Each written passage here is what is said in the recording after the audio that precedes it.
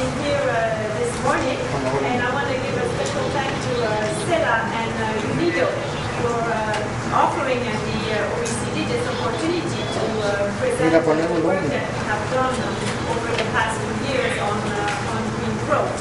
And I have to say that discussing green growth in this forum really underscored its importance as an economic issue and not just an environmental issue. The interest that we have in adopting a greener model of growth really originates in concern about the scarcity, but also the increasing in prices of natural resources that we have seen recently, the costs of past pattern of development and ecosystem degradation, but also, more importantly, the aspiration we have for better quality of life beyond material well-being. You will know that green growth has received high political support, at least in OECD countries, because of its potential to support a short-term recovery for the global economic crisis, at the same time laying the ground for low-carbon, resource-efficient, and socially inclusive economies over the longer term. Well, there are several relevant definitions of green growth. In particular, there were those that emerged from the work implemented by the United Nations Environmental Program, UNEP. There was also a definition from the United Nations Economic and Social Commission for Asia and for the Pacific. OECD itself has proposed a definition that enjoys stakeholders' acceptance within environmental, economics, and financial community beyond our membership. We define green growth as a model that aims at fostering economic growth and development, while at the same time avoiding unsustainable pressure on the quality and the quantity of natural assets. Greening growth is really necessary in order to overcome the risks related to the business-as-usual scenario, which erodes natural capital at a pace that threatens development. Preserving this business-as-usual scenario would really involve high human costs and constraint on economic and social development. The green growth concept doesn't aim at replacing sustainable development. It is meant to be one of the practical mechanisms for realizing the goals of sustainable development. And what is important also is that it does not neglect the social pillar of sustainable development. On the contrary, at the OECD, we believe that without good governance, transparency, and equity, no transformative growth can succeed. Finally, we'd like to say that not too much should be read in the choice of the term. Green economy, green growth, green development, they all refer to the same process, which is transforming our economies to make them more sustainable and progress in the implementation of sustainable development. At the OECD, we prefer the term green growth, as also the World Bank does, for its emphasis on the need for continued growth, but growth that is more sustainable than it has been in the past. An important message of our work is that greener growth has positive development outcomes such as enhanced productivity and innovation, creation of new markets, fiscal revenue generation, and lower risks of economic and social shocks. For example, promoting greener technologies can support economic restructuring and diversification. Increasing resource efficiency is a core economic objective that needs to be pursued if one wants to remain competitive in the global markets. And the low efficiency levels in many countries create possibilities for competitiveness gains and higher than average returns on investment. While our indicator today shows that green economy is relatively small, if we judge it simply by the size of industries producing green goods and services. But we foresee significant growth potential in the future, in particular in the emerging economies. Looking just at the natural resource sector, commercial opportunities related to environmental sustainability could be between 2 and 6 trillion US dollars by 2050. And this is only part of the picture, as many of the environmental growth effects will arise from greening all the sectors of the economy. Now, looking ahead, forecasts tell us that the world economy will double roughly every 20 years. About a quarter of this will be population growth, and the other 3/4 will be higher income and hopefully better lives. Well, this will certainly put increasing pressure on natural resource systems. We will see that we will need to increase food production. What we have estimated is about 35%. Increase in energy supply, close to 40%. And increase across all forms of resource extraction, going as high as 70%. Well, these rising pressures on resources can strike bottlenecks, leading to higher prices of essential commodities, which will create a real drag on growth. We are already seeing high prices of many commodities. Whether or not this will persist in the short term is an open question. But we believe that the risks to growth that are there are sensible, and we believe that there are risks to growth and that there are sensible things that can be done to mitigate those risks. As Minister Guerrero reminded us yesterday for the case of Costa Rica, natural disaster cost the equivalent of 8% of GDP. Another risk is related to air pollution. It's a major problem, especially in developing countries. For example, without policies to head off current trends, we expect a tripling of the number of premature deaths in China from exposure to particulate matters. This reduces human capital and directly reduces people's welfare. Indoor air pollution is also an important problem. It is the leading cause of environmental mortality and human mortality, worldwide. A significant contribution to this is that more than half of the world's population uses traditional cooking and heating facilities. This is strongly connected to development, and in particular to the fact that there is 1.6 billion people around the world who do not have access to electricity, and of that, 500 million only in India. Well, how are we planning to meet the basic needs of this growing world? In agriculture, for example, continued yield and production growth means that we will have to maintain the natural asset base. However, the outlook is not entirely positive. Agriculture productions needs to increase by around 40% by 2030. And to do this, there is not a lot of quality land to bring into production. On top of that, this increased land conversion that will have to come will put strong pressure on biodiversity, which is providing a range of valuable services and which are undervalued, many of which are directly relevant to yield in agriculture, such as flood protection and the value of insect pollinator, which is estimated to be in the order of $133 billion for the main food crop of the whole world. And also there's some water scarcity problem. This is expected to increase by about 30%. We will see more people living in severe risks of water scarcity. Now, to protect them from such risks, what are countries doing?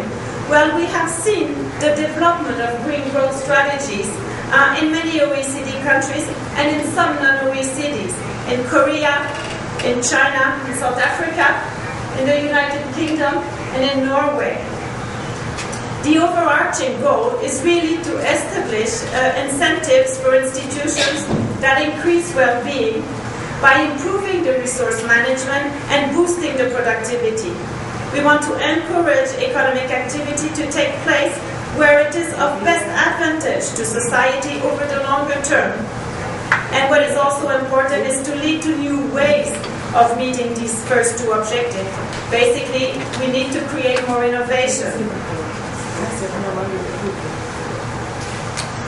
Well, green growth is relevant for all countries. The policy approaches used to anchor this new model in everyday behavior will have to be tailored to specific regional and national circumstances and stages of development. The choice of such policies and approaches may be influenced by a number of factors, by different market conditions, or informal economy, the maturity of financial systems, or specific governance conditions. Especially for developing countries, strategy needs to build on the complementarities between green growth and poverty reduction. These include, for example, providing more efficient water and transport infrastructure, alleviating poor health associated with environmental degradation, and introducing efficient technologies that can reduce cost and increase productivity, while at the same time easing environmental pressure. As part of our following work to the Green Growth Strategy, we will be conducting a study on the implications of green growth for developing countries. And this should be part of our contribution to the meeting of Rio+20 next June. Well, the Green Growth Strategy also recognized that there are important pieces missing in GDP. The first one is that GDP is a flow. And what is important in the longer term is the capital stock or the wealth. So this is what is crucial for us. The second piece is that the value of environmental services and capital is not taken into account. And this is a non-trivial part of overall wealth in developing countries. It accounts to almost a quarter of their overall wealth. To give an indication of the stock levels that we are talking about, well, U.S. natural capital is about $5.7 trillion US dollars, while Venezuela's is $3.6 trillion. Now, we have been developing a toolkit, which is basically a menu of options that needs to be tailored once again to the specific circumstances of countries. But what we believe is that there are some common considerations. We believe that one of the central elements is really to put a price on pollution or on the overexploitation of scarce natural resources. And we believe that there are two sets of policies, the ones that are really reinforcing green and growth, and policies that are specifically aimed at green and growth. And those are policies related to price instruments, to environmental taxations, emission trading systems, subsidies, but also non-market instruments that are very important to complement those price-based mechanisms. Regulations, standards, active technology support, information measures, and voluntary agreements. One of our key findings in the work that we have done over the past 2 years is that we really need to price more adequately natural resources and environmental bads. This will reduce public spending on environmentally harmful subsidies. Of course, by doing this, we need to take account of how price changes could negatively impact poor and vulnerable groups. OECD work has shown that environmental fiscal reform can be a way of reducing poverty while also promoting greener growth. It can contribute to poverty reduction directly by addressing environmental problems that impact on the poor, such as water contamination and air pollution. It can help indirectly by generating or freeing up resources for poverty programs, such as water supply, sanitation, health, and education. As part of the Green Growth Strategy and its follow-up, we will be providing further insights and policy guidance for implementing growth-enhancing green fiscal reform, as well as identifying the associated institutional and government constraints in developing countries. Eliminating bad policies like fossil fuel subsidies could also offer budgetary opportunities to boost green growth. Some enormous sums, in excess of $300 billion US per year, are being used to support fossil fuels consumption. And our work has shown that for most countries, there would be substantial real income gains from unilaterally removing fossil fuel subsidies. This could reduce emissions by as much as 10% in 2050 compared to the business as usual scenario. Fortunately, this subject is getting some traction in major international fora like in the G20. Emerging economies such as India is setting a strong example by implementing reform in this area. But price signals will not be sufficient. We need complementary regulations and performance standards that address pollution or energy efficiency. We also need to scale up green innovation and facilitate its diffusion. And governments for that have a really critical role to play to fund research, target barriers to early stages of development, and accelerate technology transfer. We also need to provide the long-term policy certainty and stability to business to mobilize their talent and resource for green innovation. Now, the potential for locking in the wrong kind of technologies is also large. Based on the needs for infrastructure refurbishment and expanding demands in developing countries, we have estimated that we will need to spend $73 trillion between now and 2030 on infrastructure. And a surprising large share of this will be spent in countries, in developed countries, around 50% in 2020. Water, sanitation services will make up the lion's share of the investment needed, almost half of that. But it is clear that the large financial flows that are required to decarbonize and green our economy will need to come predominantly from the private sector. Well, with their 28 trillion in assets, pension funds, along with other institutional investors, could have an important role to play in financing green growth initiatives. Yet, despite such projects potentially offering the stable and low correlation returns which institutional investors are seeking, their allocation in this area remains really limited. Of the $95 trillion of investment capital in the global bond market, less than $16 billion is currently in green bonds. Well, this is partly due to uncertainty with regard to environmental policies, but other barriers to investment include a lack of appropriate liquid and financial instruments. To tap into this important source of capital, governments and the financial industries need to ensure that attractive opportunities are available. For example, through providing risk mitigation tools to cover regulatory uncertainty, issuing financing vehicles such as green bonds, or setting up green banks. Well, the implementation challenges is also something that should not be overlooked. It is an important part of a success to make those transformational changes that will be needed. There will be, of course, winners and there will be losers, and proper consideration of political economy concerns are essential if we want to succeed in the reform. Governments need to take into account those distributive impacts on lower income households and on the share of the population that will be most affected by those changes. Transfer system support needs to be put in place. Similarly, in the labor market sectors, new skills will be needed, and training schemes need to be put in place to help the workers to adjust to the new needs and the new demand. Other labor market policies to smooth the adjustment will also be essential to succeed. Now, to monitor the progress, we have to make sure that we have some tangible tools. What we have done over the past 2 years is develop a methodology to calculate a series of indicators that we think can help countries to measure the progress they make through greener growth.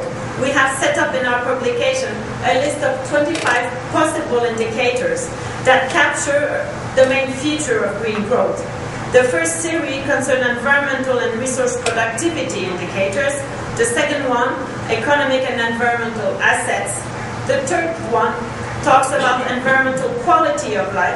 And then the last one talks about the opportunities and the policy responses.